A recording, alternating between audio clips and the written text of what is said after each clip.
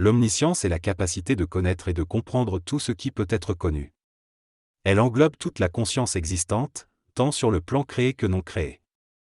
Cependant, l'omniscience créée est limitée aux frontières de la création, tandis que l'omniscience totale inclut également l'extracréationnalité et l'intracréationnalité.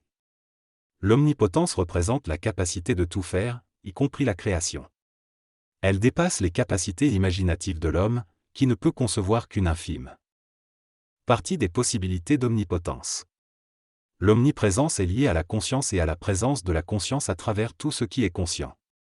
L'homme est omniprésent dans le sens où sa conscience est présente partout, même s'il en est limité par sa forme et sa structure. Il existe également d'autres omnis liés à différentes sphères de conscientisation, l'omniprésence galactique, universelle, superuniverselle, créationnelle, etc. Chaque étape de l'ascension de l'être humain vers le supramental lui permet de développer une omniprésence, une omniscience et une omnipotence spécifiques à ce niveau de conscience. En résumé, l'omniscience est la connaissance de tout, l'omnipotence est la capacité de tout faire et l'omniprésence est la présence partout où il y a de la conscience. Dans cette conversation, la personne parle des omnis qui sont des concepts importants à considérer. Les omnis sont des aspects de la conscience qui vont au-delà de notre perception limitée. Il y a l'omnipotence qui représente le pouvoir, l'omniprésence qui est l'état d'être présent partout et l'omniscience qui représente une connaissance totale. Cependant, il existe également des omnis inverses qui sont plus difficiles à comprendre pour l'homme, comme l'anti-omniscience où il n'y a aucune conscience, l'omni-inconscient où il n'y a pas de présence et l'omni-en-si où il n'y a rien, aucun mouvement ni aucune action. Ces omnis inverses font partie d'une structure qui est inaccessible à l'homme et ne font pas partie de notre réalité. La personne explique que notre conception de l'univers est limitée par notre perception galactique et que nous considérons notre univers comme infini mais sans limite. Cependant, la physique impose des limites, comme la vitesse de la lumière qui est de 300 000 km/s, cela signifie que la lumière ne peut pas dépasser cette vitesse. La personne souligne que la compréhension de ces omnis et de la source de leur existence nécessite une conceptualisation au-delà de notre perception limitée de l'univers.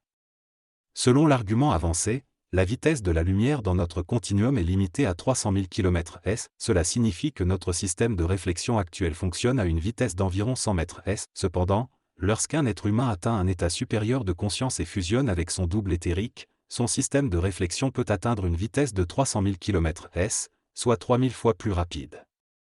Cela lui permettrait d'avoir une conscience plus étendue, capable d'englober tout le système planétaire en une fraction de seconde. Cependant, l'être humain reste limité dans notre continuum et ne peut pas accéder à des plans de conscience plus élevés, tels que le plan bouddhique ou divin, qui nécessite une vitesse de réflexion encore plus rapide. La région appelée super-univers a une vitesse limite beaucoup plus élevée que celle de la lumière.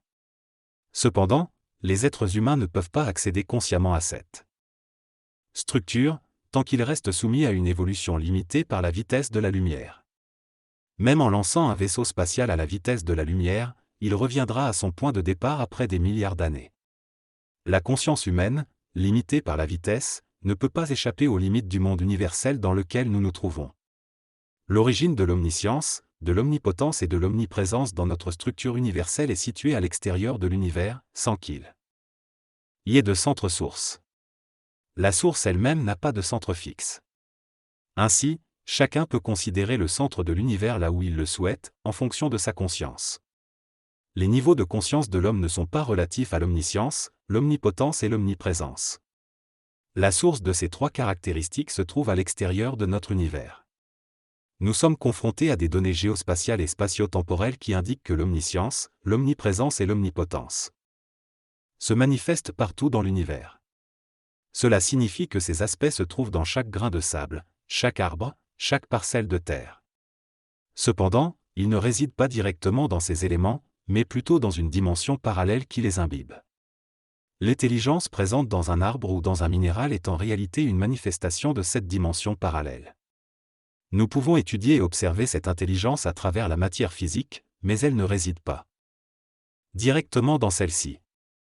Par conséquent, l'omniscience, l'omniprésence et l'omnipotence ne créent pas les arbres et les minéraux, mais les habitent d'une manière qui dépasse notre compréhension. Il existe également un monde parallèle appelé l'extracréationnalité, qui n'existe pas dans l'existence physique mais qui est à l'origine de celle-ci. Il n'a pas de temps ni de matière, mais il conditionne la création. Ces idées nous amènent à considérer qu'il y a plusieurs mondes parallèles qui se superposent et ne peuvent être reliés que par la conscience. L'arbre ne connaît pas l'omniprésence, l'omnipotence ou l'omniscience car il n'a pas de conscience. Les mondes parallèles sont donc inexistants pour l'arbre. L'arbre existe pour l'omniscience, mais l'omniscience n'existe pas pour l'arbre. De même, l'homme existe pour l'arbre, mais l'arbre n'existe pas pour l'homme. Les plantes sont apparues avant les animaux, contredisant l'idée que les plantes ont besoin de conscience pour exister. Il y a de l'intelligence dans la gestion des plantes et des arbres, mais pas d'omniscience, d'omnipotence ou d'omniprésence. Si l'intelligence est retirée, il n'y aura plus d'arbres. L'intelligence est le canal entre les trois omnis et les phénomènes de la matière. Les trois omnis utilisent l'arbre comme véhicule, mais l'arbre ne dépend pas des trois omnis. Il y a une condition thermique dans notre univers qui décompose et restructure les structures qui s'approchent d'elle. L'être humain atteint toujours les limites de son univers en fonction de son point de départ. Il y a des limites d'omniscience, d'omnipotence et d'omniprésence au niveau du plan aboutique, mais ces limites varient au niveau du plan divin. Chaque être humain se trouve à côté de la limite de son univers, et tous les autres êtres humains sont également à la même place. Les omnibouddhiques interpénètrent le système universel supramental et galactique, mais l'arbre existe dans son propre univers et ne perçoit que ce qui s'y trouve. Lorsqu'il pénètre à l'intérieur d'un centre-source, les êtres pénètrent toujours par l'intérieur, mais ce centre-source est relatif à chaque individu. Il est situé à côté de l'oreille gauche humaine. Cette pénétration crée un canal d'intelligence et amène de la structure thermique extérieure à notre univers, provenant des omnis, une condition extra-universelle. Les omnis engendrent une condition intelligente qui permet la création de structures sur notre planète, comme les arbres. L'omnipotence soutient ce processus, mais c'est l'intelligence qui gère la structuration de l'énergie pour construire un arbre. Il y a donc une relation directe entre le centre-source et la manifestation de ces structures. Il est intéressant d'étudier les différents niveaux vibratoires entre les omnis, des minéraux aux humains et aux plans parallèles, pour comprendre comment cela fonctionne et pour explorer d'autres plans de conscience. Le questionneur souhaite approfondir ces sujets. Comprendre pourquoi la structure conceptuelle de l'homme le limite dans sa capacité à accéder à une conscience supérieure. L'être humain est destiné à vivre une évolution constante dans un temps cosmique infini. Son niveau de conscience et de présence s'accroît progressivement au fil du temps. Cependant, il n'a pas la capacité de devenir omnipotent, omniprésent ou omniscient. Il n'a pas été créé pour atteindre la souveraineté totale sur la création. Il peut se développer spirituellement et devenir un archange ou un Malkizédek, mais restera toujours un serviteur ayant des limites. L'homme utilise l'intelligence, mais n'est pas maître de celle-ci. Il est un véhicule extraordinaire pour recevoir l'intelligence et peut devenir un maître dans les mondes astral et mental, voire complice dans le monde supramental. Cependant, il atteint un plafond d'évolution où sa structure ne peut pas dépasser certaines limites. Il peut rentrer en contact avec le plan bouddhique, mais ne crée pas de double bouddhique ni de double divin avec les sphères supramentalo-planétaires. Ce plafond est atteint lorsque l'homme se fusionne avec une conscience galactique et planétaire, ce qui engendre l'homme nouveau. Il est mentionné dans ce texte que les différents plans de l'existence, tels que l'omniscience, l'omniprésence et l'omnipotence, vont finir par se fusionner. L'homme, en tant que support, est utilisé pour faire évoluer l'intelligence et utiliser davantage de ses capacités.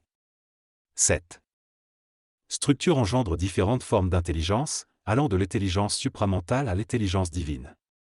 Cependant, il est souligné qu'il existe une relation non réciproque entre l'intelligence et l'homme, l'intelligence pouvant manipuler l'homme mais pas l'inverse. L'idée est d'amener l'homme à s'aligner avec les différentes structures de l'existence afin de permettre la fusion et la compréhension des différents niveaux de réalité, mais il n'est pas précisé s'il y a une action spécifique à entreprendre pour y parvenir. L'intelligence déivée l'atome n'a pas de rôle dans l'omniprésence, l'omnipotence, l'omniscience. Sa relation avec ces concepts réside dans le fait qu'ils se forment grâce à une puissance extérieure qui crée une barrière thermique. Notre galaxie est située dans un continuum où il y a l'extra-réactionnalité à l'extérieur, tandis qu'en monde parallèle, il y a notre univers. L'être humain ne peut pas échapper à la limitation de sa conscience qui vibre à 300 000 km/s. Ainsi, plus il est petit, plus sa conscience peut être grande. Sa structure corporelle est petite pour permettre à sa conscience d'accéder à des niveaux supérieurs. La grandeur physique n'est pas importante, c'est le cerveau qui détermine la conscience. L'être humain a une conscience galactique qui lui permet de comprendre le super-univers et même le phénomène créationnel. Cependant, il est limité par sa structure matérielle et n'a pas accès à l'omniscience réelle. Son cerveau restreint augmente la vitesse de conscience en diminuant la distance. L'être humain est bloqué par cette limitation matérielle, mais à l'avenir, il aura peut-être une conscience atomique qui augmentera encore sa conscience. Il y a une évolution dans les omnis, mais elle n'est pas structurée comme celle de l'homme. Il n'y a pas d'évolution de conscience accrue dans les omnis. Il existe des degrés vibratoires, mais ils ne cherchent pas à rejoindre d'autres degrés. Les amis ne sont pas contenus dans la lumière, mais la lumière est contenue dans les données de la lumière. La lumière est limitée et ne existe pas entre les univers des super-univers. La lumière est spirituelle et symbolise la clarté et la compréhension. La conscience humaine est limitée et n'a pas d'omniscience ni d'omnipotence. L'intelligence est une logistique qui régit les actions, mais il existe aussi d'autres formes d'intelligence qui ne peuvent être raisonnées que par une structure atomique spécifique. Dans cette discussion, elle est affirmé que l'intelligence manipule les humains de manière mécanique, sans intentionnalité personnifiable. Les omnis, quant à eux, ne servent à rien et ne sont pas indispensables à l'existence de l'homme. Ils sont plutôt la base de hiérarchie supérieure. L'omni est lié à un monde parallèle à la création, mais n'a aucune existence matérielle. Il peut cependant influencer les actions sans avoir besoin d'exister concrètement. Pour exister, quelque chose doit être matériel et structurable. Par la mémoire astrale de l'être humain. Si cela n'est pas le cas, alors cela n'existe pas. Toutefois, il est important de savoir bloquer face à des choses qui peuvent influencer, même si elles n'ont pas d'existence réelle.